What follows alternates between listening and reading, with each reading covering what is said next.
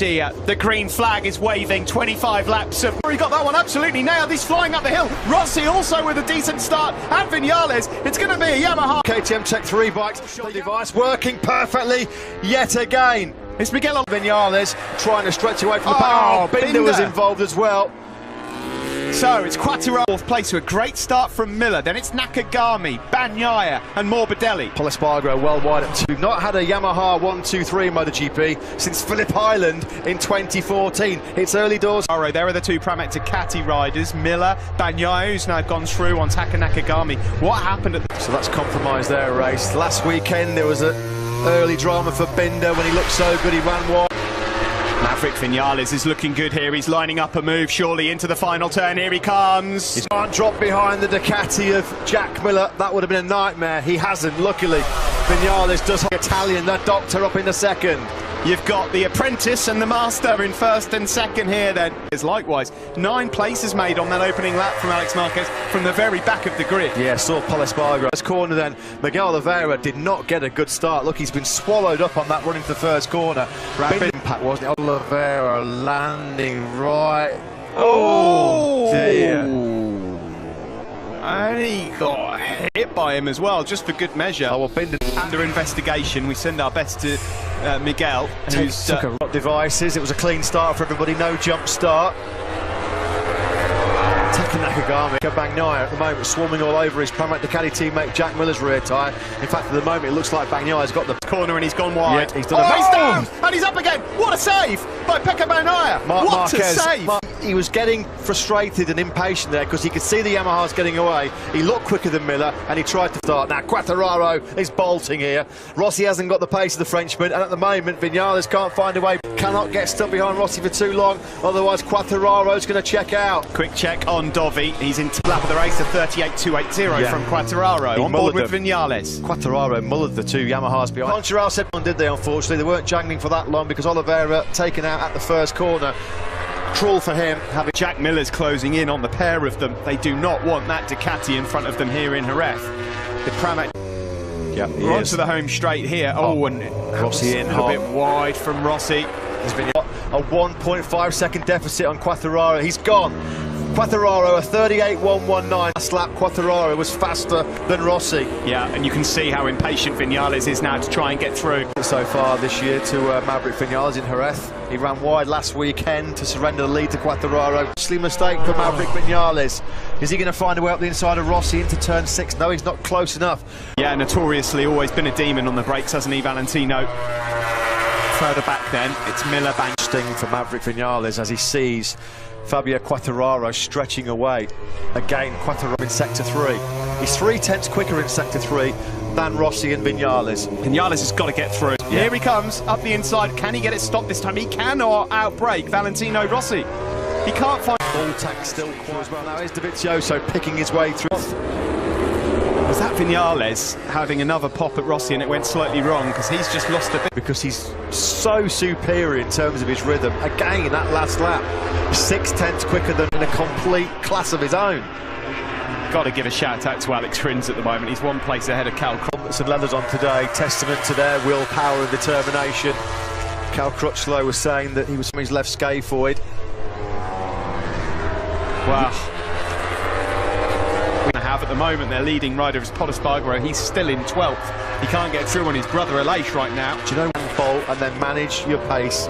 This is just a typical Jorge Lorenzo. Yeah, another 38.4 for him. 7/10 quicker than Rossi. They've got nothing for him. He's going to be 3-7, and he's got the two Pramac Ducatis ganging up behind him as well. Taka Nakagami hanging in there as well inside the top 6. Pol Espargaro for qualifying in 12th because his pace is just as good as the guys in the podium fight, and Brad Binder slower than Fabio Quartararo. It's incredible. So once again, a tale of what might have been. Miller really wide. Bagnaia almost going through there on him. Just was able to pull it back close to seriously showing Vinales a front tyre. You've got to give Rossi credit here, Matt. I mean, Age 41, fit as a fiddle, isn't he? I mean, these are tested conditions for Fabio Quartararo had a little bit of a moment. Mid 138, it's a 138.793. And there was a small mistake on that lap because he's just there at the top of your picture trying to hunt down. Oh, Tech 3 are having a disaster. Third crash of the weekend for Eco. Looking a bit ugly. Last corner, just tipping off the side. Doing 39s in the condition of the years, and Cal Crutchlow. They're both doing 139. Valentino's not under immediate pressure here in second place. Maverick Vinales there on this lap to go through on Valentino and not making it stick. Look how costly it's become. As Davide Brivio alluded to. As we said as well, this will sting for Vinales, particularly if he drops into Taka Nakagami's Honda. Will Morbidelli be close enough to attack the Japanese man into the final corner? We're looking back. Lovely that was. There wasn't a lot of room there, but he really forced the issue. There was nothing that Nakagami could do. He would see Morales here. He's looking good. He's looking good. I mean, fair play. This is no fluke. Than Vinales. So at this phase of the race, a long, long way to go. We've still got 18 laps. Got Vinales' measure. If Rossi finishes on the podium, aged 41, in conditions like this, it'll be one of his greatest. Nothing to do with the mechanical. So, Ducati's then trying to find a way. No, Rossi has got a good gap now, almost half a second on Maverick. And if Maverick to not finish on the podium, given his speed all weekend, that would be a disaster. That would be a disaster. I don't care if he's top 6, top... That mistake at the start of the race, he's gone through on Bradley Smith. That puts him up into 18th place as he hunts down. Constantine up on the brakes into that tight first corner. I remember in 2006 when Tony Elias clobbered. Fabio Quartararo, 3.6 seconds clear of Valentino Rossi, who's now... Jack will be frustrated if Pecco does that. You can just see Jack at the moment is just trying to conserve himself a little sight of the Yamahas. I just wonder as well whether these guys in that pack, how their front tyres are holding. Crashed last weekend and unfortunately he's out. Oh, here comes Jack Miller up the inside. Maverick Vinales. So Miller, in an attempt to go up into a podium position, has now dropped back to 5th. Pushed so hard in that front end to make up for the lack of acceleration on that Aprilia. He's so on the limit. He's been bitten again. No further action taken after the reviewing of the incident. That's just a typical first. Just behind Jack Miller there. He's got past Nakagami and really closed on these guys. The problem he's got, of course, is he's got 2 Ducatis in front of him, which are notoriously difficult to pass. But Ducatis, his tyre pressure on the front and the temperature went through the roof, and it became a bit of a handful. Behind the Dukes was struggling. And of course, you've got to take so many risks to get by the Ducati. It's so probably the toughest motorcycle to overtake in Motogp. Look at the speed difference. Look at riding smart, not making mistakes. Being Rossi, who himself is 6/10 clear of his protege Pecco Bagnaia. 50 points coming the way potentially for Fabio Quartararo. Marc Marquez will have 0. Straight we go. 14 laps left of this race. There's Jack Miller. Now trying to have a look up the inside of Maverick. He's having a bit of a nightmare here, and now it comes Morbidelli up the inside as well. Maverick Vinales. What the Yamaha social distancing regulations mean you're supposed to be 2 metres away from everybody in the paddock. I think you're going to need to give Maverick Vinales off right now. Well, how upbeat did he look before the race? Bouncing away in his seat in the pit box, listening to his tune. They are staring down the barrel of yet another dominant victory here in Jerez. We said, oh, somebody's right. That's Miller. Oh, Jack Miller has gone down and out of the race. You can just see that flash at the bottom of your screen. Was that somebody else down as well? I think that's just the onboard noise of the marshals picking. Turn 9 in Moto 2, so it's not going to be a thriller from Miller today. Yeah, and he looks like he's got the better pace, doesn't he, Pecco Bagnaia? He said all throughout the weekend his own argument, but... And who would have thought this? As Quartararo leads, Valentino Rossi... Not what we feared, a real race of attrition. Oh, Rossi's wide. Yeah, the guys are hitting massive tyre trouble already here. Fourth out Danilo Petrucci. And Pecco Bagnaia then in 2nd place. We've got trap. This is hard work for everyone right now. Petrucci, that's the 5th run. Boxing clever like he always does. Andrea Dovizioso ghosting towards the top 6. Dobby now in that. We know that Dovizioso is a master at time management. Is there still an outside? Who knows? Anything in this race could happen as yet. Pecco Bagnaia is now streaking away from Valentino. First podium. Petronas Yamaha, of course, they've had their win. They've never had both men on the podium.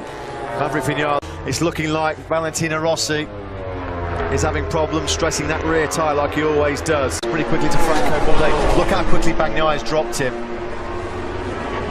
Coming out of struggling there as well, turn 6, he just cannot get the drive at all. It's that age-old problem, isn't it, for Rossi at this stage of races? Franco Morbidelli's getting a good look at the boss here. Thought he might be going for it at turn number 9. What has happened?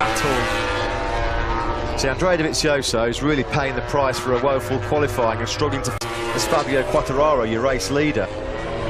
Dovi's got some good rhythm. Tell you who is in a really fast. So both Mir and Dovi might make some forward movement as yet. As well, Rins and Crutchlow they're doing are still doing. I just can't process their bravery. I mean, it's balmy, really, what they're. Seconds clear for Fabio Quartararo. It's going to feel like a long race. Oh, God, it gets worse occasionally. Jelly right now.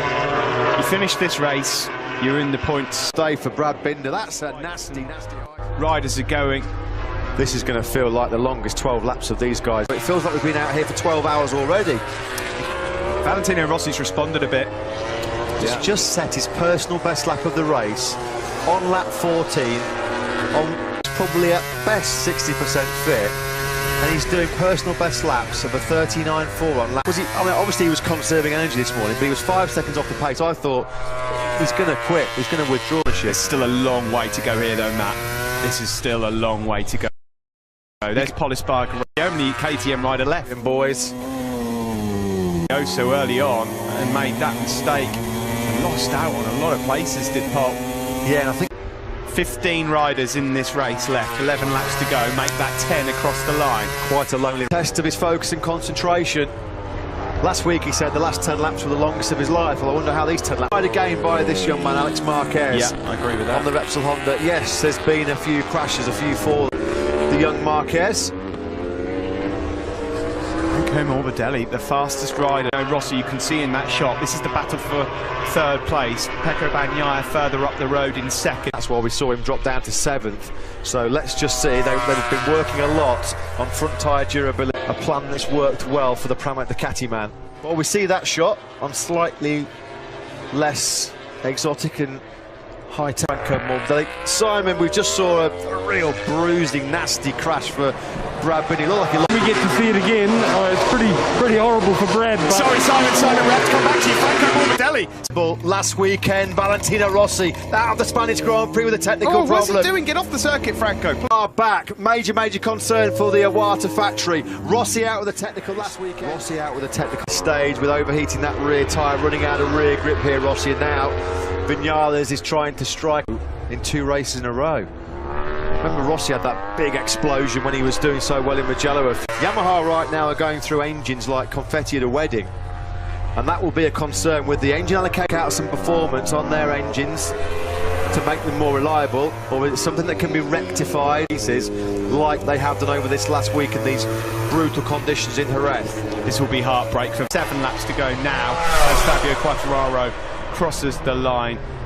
You know, Hervé Ponchara's race has been so far, and there might yet be a few more cool moments for 1 or 2 riders as yet. The guy's core temperature will be off the scale. They'll be gasping for breath, just inhaling red hot air off. To turn 5, he's not quite close enough. Now he's got to try and just get the drive, get the slipstream.